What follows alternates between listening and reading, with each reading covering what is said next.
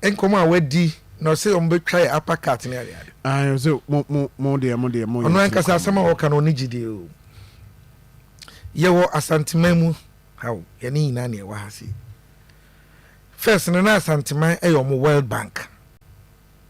Eto aba ha na mo ye mo bibia. Omo reduce na ba savings and loans. They say adane microfinance ama omo. Nti omani abre say ye ya de omo sika adwana nka wa asanteman. Asanteman Akoma pa e dwadie. So person asanteman for that matter the metro e dwadie. Omo baaye edien na omotimi pa ya ma asanteman kejetia market no mo be inherit ye no omo sokuma mi di no mo baaye no na central market phase 2 na esenka ba now enkomo sie wie ye nuanom ma ye maame mo ye brothers mo a no mo to ade o mo tu o mo ya ama bi akotena race course e bi kura ni ba bi ti insuo to a na asema to mo enframa ba na asema to mo no mo share o mo se ko ba be complete phase 2 na mo o ma ya akosi sen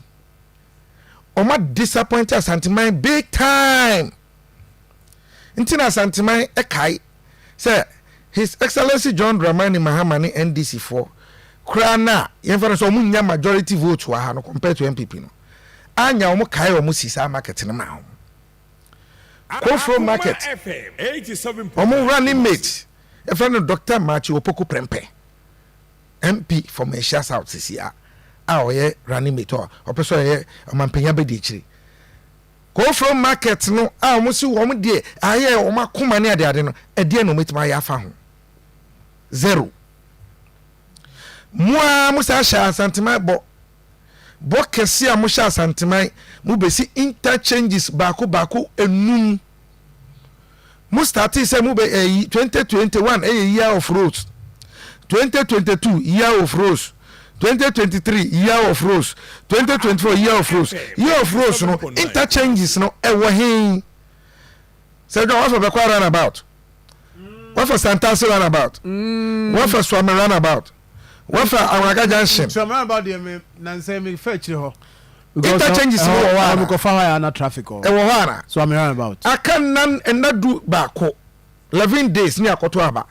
what shall sabo we when deliver ma Santimai na wo say Santimai e beto aba ma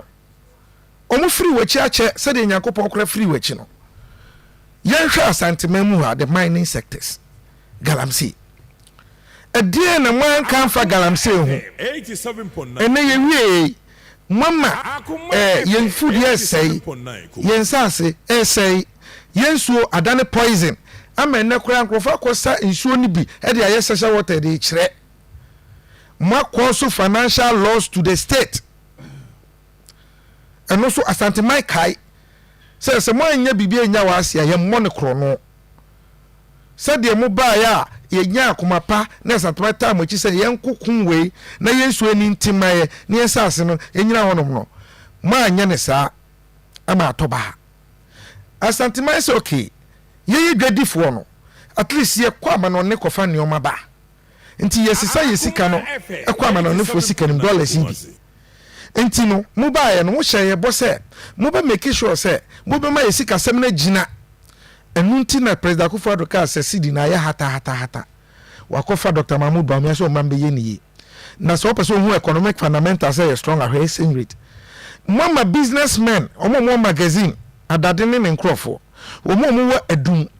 fa omo kra ni omo free ama no ni na aba no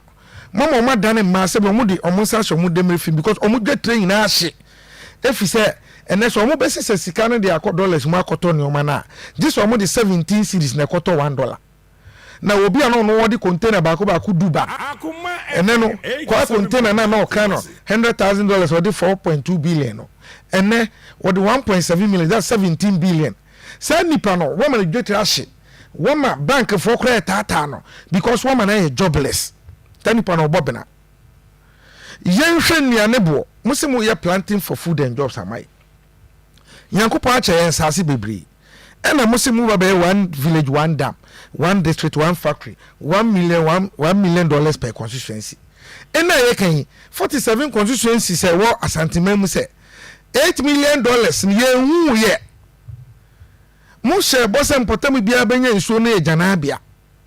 within 18 months 87.9 busu do what intem and now you can say sa na tie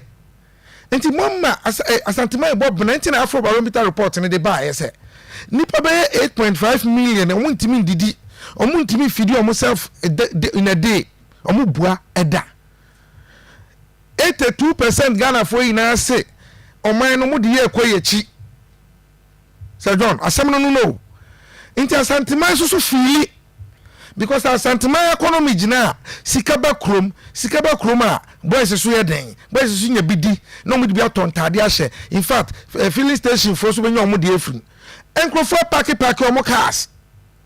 yentimi to engine no because sport one no boy duty ni boy na akosoro wo so won fa tax mba ene wakofa tax ba ko 40 aba e di e-levy peso e di betting tax aba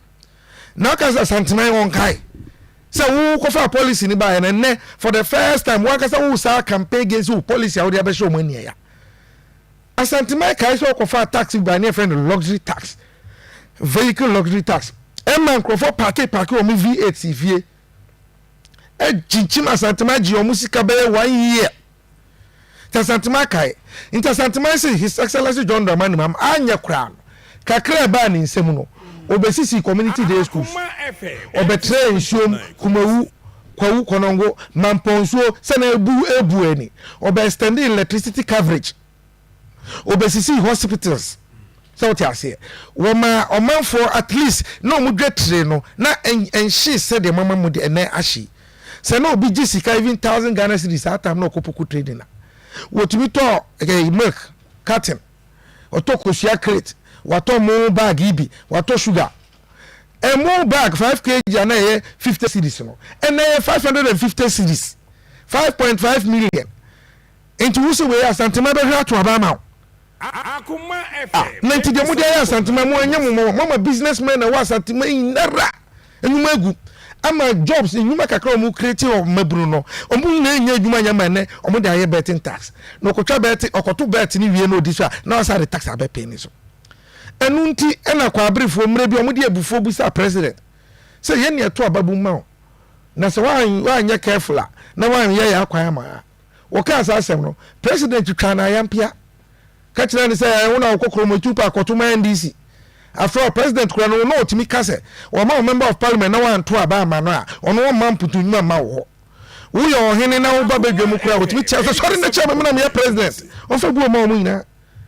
enu na na be di ekire so hia no so di ekire e ba o mi aye den wa ye den say economy no na hye ne nsa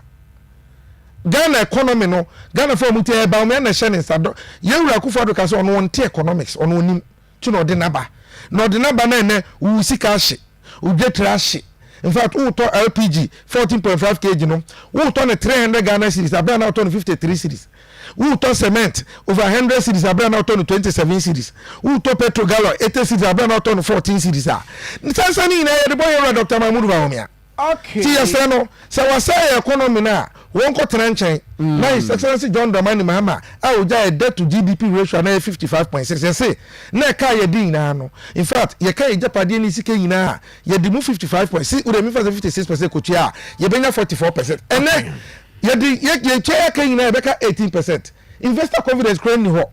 sika $58 million mu de akotu cathedral mana dane swimming pool Chairman, Abra, thank you very much. About the nation's builder, His Excellency John Dramani Mahama. Thank you, man. Merci beaucoup. Vous avez Sir John. Battleground. Yeah, politician.